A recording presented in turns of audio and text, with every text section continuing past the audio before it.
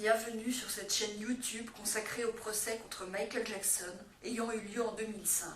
Sur cette chaîne, je résume le procès jour après jour en m'appuyant sur la retranscription du procès venant du tribunal de Santa Maria en Californie. Si vous ne l'avez pas déjà fait, je vous recommande fortement de visionner mes vidéos précédentes afin d'avoir une vision précise du déroulement de ce procès et de prendre connaissance de l'ensemble des informations.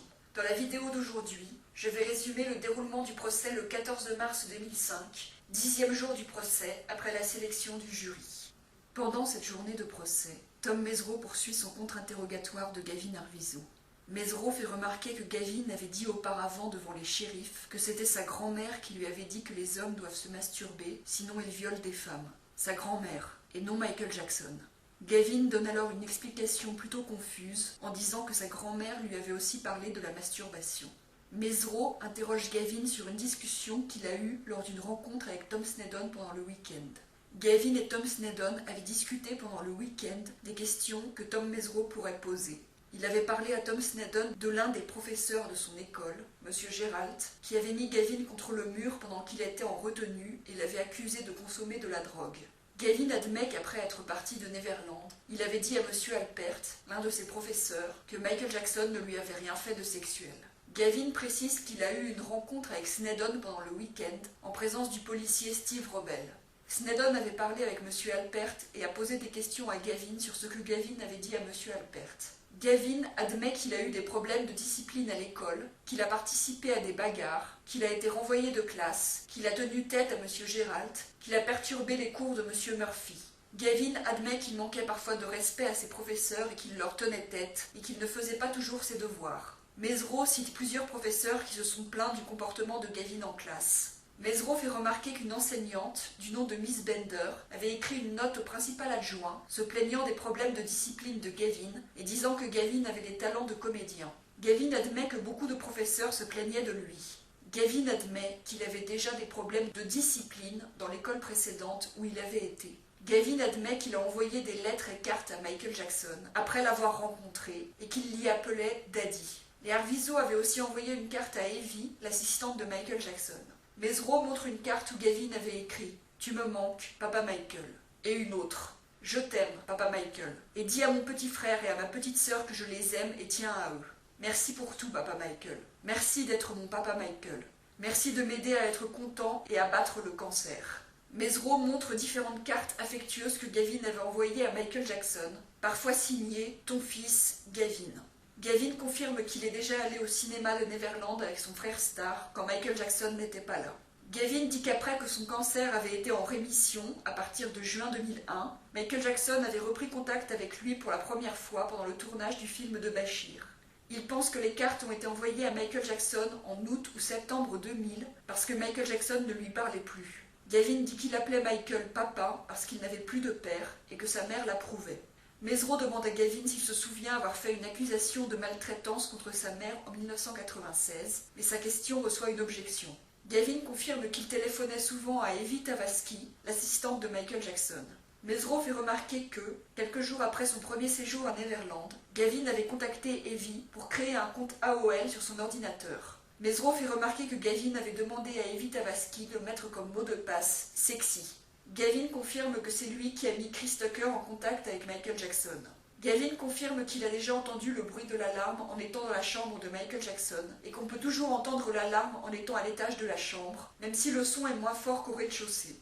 Gavin confirme qu'il a déjà appelé Jay Leno, mais affirme ne lui avoir jamais parlé car il était tombé sur le répondeur. Gavin affirme qu'il n'est jamais rentré dans la chambre de Michael Jackson quand celui-ci n'était pas là et dit qu'il pense que Star ne l'a jamais fait, ce qui contredit le témoignage de Star.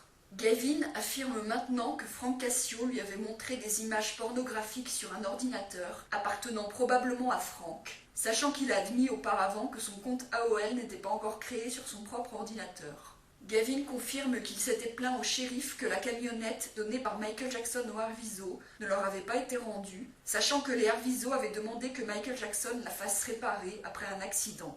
Il s'était aussi plaint qu'on ne lui avait pas rendu son ordinateur, qu'il avait demandé à faire réparer. Gavin dit qu'il ne se souvient pas avoir demandé un véhicule à Chris Tucker. Gavin admet qu'il voulait revoir Michael Jackson après que son cancer avait été en rémission et qu'il avait l'impression que Michael l'avait abandonné et avait abandonné sa famille. Gavin affirme que les numéros de téléphone de Michael Jackson ne marchaient plus au moment de son 3e ou 4e cycle de chimiothérapie, mais qu'il pouvait l'appeler facilement avant. Il dit que Michael Jackson lui avait dit qu'il fallait imaginer les mauvaises cellules cancéreuses mangées par Pac-Man. Gavin dit qu'il voulait aller à la conférence de presse à Miami pour dire que Michael était un homme bon, mais qu'au final ce n'était pas grave pour lui qu'il n'y ait pas de conférence de presse car il s'amusait.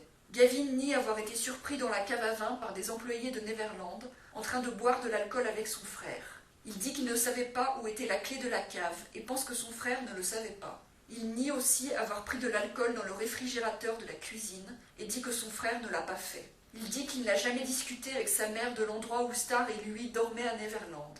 Il dit que Frank voulait qu'il rende la montre que Michael Jackson lui avait donnée, mais Michael lui a dit de ne pas la rendre. Mesro pose des questions à Gavin sur David Rothenberg, grand brûlé, connu sous le nom de Dave, qui était supposé apparaître dans le film de Bashir avec lui, parce que Michael Jackson l'avait aidé. Gavin l'avait rencontré à Neverland au moment du tournage avec Bashir. Au final, Dave n'apparaît pas dans le film de Bashir. Gavin affirme qu'il n'a jamais été menacé par quelqu'un associé à Michael Jackson. Mesro montre une retranscription d'une déclaration de Gavin devant les shérifs de Santa Barbara, dans laquelle Gavin disait avoir bu de l'alcool avec Michael Jackson dans l'arcade. Mesro fait remarquer que Gavin avait dit qu'il n'avait pas bu tant que ça, et que ses accusations concernant la consommation d'alcool sont devenues de pire en pire, de déclaration en déclaration. Il dit que Gavin est passé de « on n'a pas bu beaucoup » à « on buvait tous les soirs ». Gavin commente « tous les soirs quand Michael était là ». Gavin affirme qu'il n'avait jamais eu de discussion à Neverland avec sa mère sur le lieu où il dormait et sur sa consommation d'alcool, jusqu'à l'appel qu'il a fait à sa mère pour lui dire qu'il avait bu de l'alcool avant le test urinaire. Gavin admet que personne n'a utilisé le téléphone dans leur chambre d'hôtel à Calabasas pour appeler la police, ni appeler à l'aide quand ils faisaient du shopping. Gavin admet qu'après leurs 3 évasions de Neverland, les Arvizo n'ont pas appelé la police pour dire qu'ils avaient été prétendument séquestrés. Il affirme que Frank Cassio lui avait dit « Hey Gavin, je pourrais faire tuer ta mère ». Gavin admet que personne n'a appelé à l'aide dans le bâtiment fédéral pour les passeports ou devant les 3 assistantes sociales. Il dit qu'il n'avait parlé à personne de sa famille des agressions supposées qu'il aurait subies. Mesro lui fait remarquer qu'il a changé de version concernant le moment où auraient eu lieu ces agressions supposées, disant que c'était quelques jours avant le départ de Neverland, ou 1 semaine avant, ou 2 semaines avant. Gavin dit qu'il a menti dans la vidéo filmée par Hamid Mosley parce que Dieter le voulait, que certaines choses étaient vraies, mais qu'ils avaient dit ce que Dieter voulait. Il admet que Michael Jackson l'a aidé un peu, mais dit que les autres célébrités qu'il connaissait, comme Chris Tucker et George Lopez, n'avaient pas leur numéro de téléphone hors service. Il nie avoir été surpris avec des magazines pornographiques ou en train de se masturber à Neverland.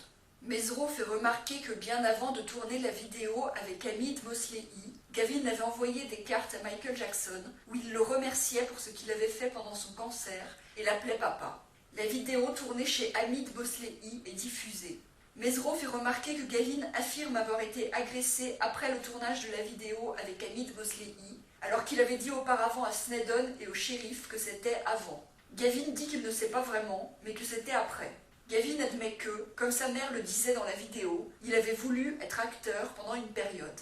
Il dit qu'il est sûr que Star voulait être acteur aussi. Gavin admet en regardant la vidéo qu'il disait la vérité en disant ne pas aimer Martin Bashir pour ce qu'il avait fait et dit sur Michael. Mesro dit à Gavin que sa famille a réalisé que Michael Jackson n'allait pas les entretenir toute leur vie. Mesro dit que les Arvizo ont réalisé qu'ils n'allaient pas faire partie de la famille de Michael Jackson et que c'est à ce moment-là qu'ils ont fait leurs accusations. Gavin nie en disant qu'il voyait Michael comme une figure paternelle, mais qu'il ne voulait pas rester avec lui pour la vie. Gavin reconnaît qu'il a vu les 2 avocats avant de faire ses accusations à la police. Mesro dit à Gavin qu'en quittant Neverland, il s'est senti rejeté par Michael, la figure paternelle. Gavin répond qu'il n'avait pas besoin de Michael, car il avait son nouveau père, Jay Jackson. Mesro lui fait remarquer qu'il connaissait déjà Jay Jackson avant. Mesro fait remarquer à Gavin que la vidéo tournée par les Arvizo chez Hamid Mosley n'a jamais été incluse dans le film Take Two.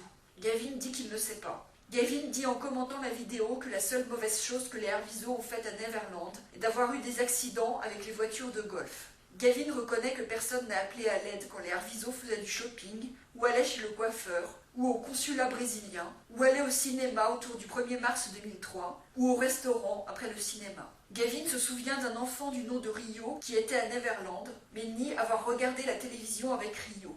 Il nie avoir volé de l'alcool dans la chambre de Michael Jackson et un billet de $1000 à Neverland, et nie s'être masturbé devant Rio. Il nie être coaché par sa mère sur les réponses qu'il donne et, en réponse à la question de Mesereau, dit qu'il n'a jamais écrit à l'avance, à la demande de sa mère, les réponses qu'il devait faire. C'est ici que se termine ce résumé de la journée de procès. Si vous voulez lire la retranscription du procès, vous trouverez le lien de la retranscription sous la vidéo. Si vous appréciez mon travail, je vous encourage à vous abonner, à liker la vidéo et à la partager.